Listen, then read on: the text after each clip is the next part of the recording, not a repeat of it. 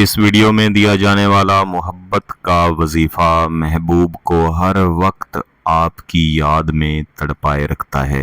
میرے عزیزو، کوئی بھی انسان جب کسی سے محبت کرتا ہے تو اس محبت کا آغاز یاد سے ہوتا ہے۔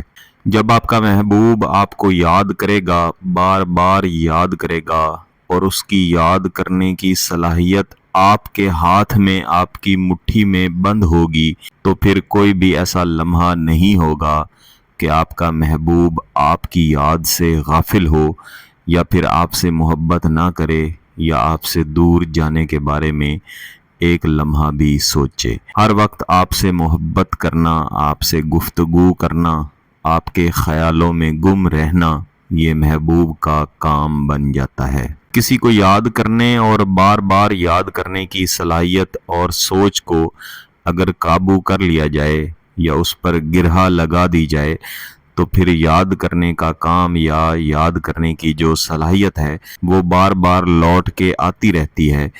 اس طرح انسان اگر نہ بھی چاہے، یا محبوب چاہے آپ سے نفرت ہی کیوں نہ کرتا ہو، آپ کے بارے میں سوچنا ناپسند ہی کیوں نہ کرتا ہو، یا اس کے ذہن میں آپ کے بارے میں ہر وقت منفی سوچیں ہی کیوں نہ آتی ہوں، اپنے آپ سے یہ بات قبول کرنے کے لیے مجبور اور تیار ہو جاتا ہے کہ اس کو آپ سے محبت ہو گئی ہے، اور پھر جب تک آپ سے رابطہ نہیں کر لیتا اسے سکون بھی نہیں ملتا۔ اس ویڈیو میں دیے جانے والے وظیفہ کے ذریعے عین یہی کام کیا جاتا ہے۔ اس میں آپ نے ایک دھاگا لینا ہے۔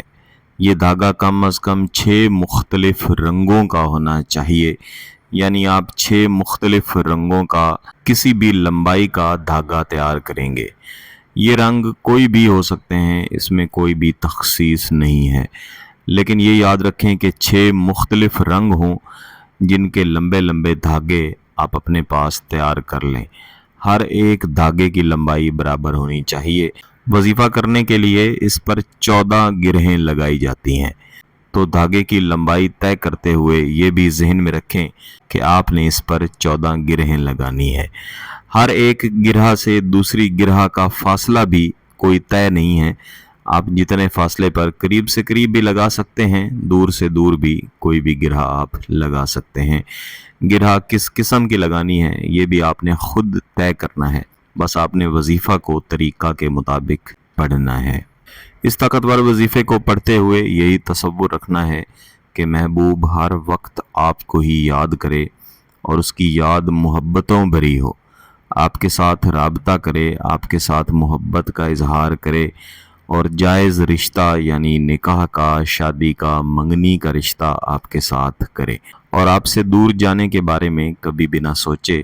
اور یہ بھی آپ نے تصور رکھنا ہے کہ اس کی یہ سوچ کبھی بھی ختم نہ ہو، اور آپ جو گرہ لگائیں اس ایک گرہ کے اندر اس کی یہ سوچیں بند ہو جائیں، اور اس گرہ کی برکت سے، اس وظیفے کی برکت سے یہ سوچیں بار بار واپس محبوب کی طرف لوٹتی رہیں، اور انشاءاللہ ایسا ہی ہوگا، بشرطے کہ آپ اس کو طریقہ کے مطابق کریں۔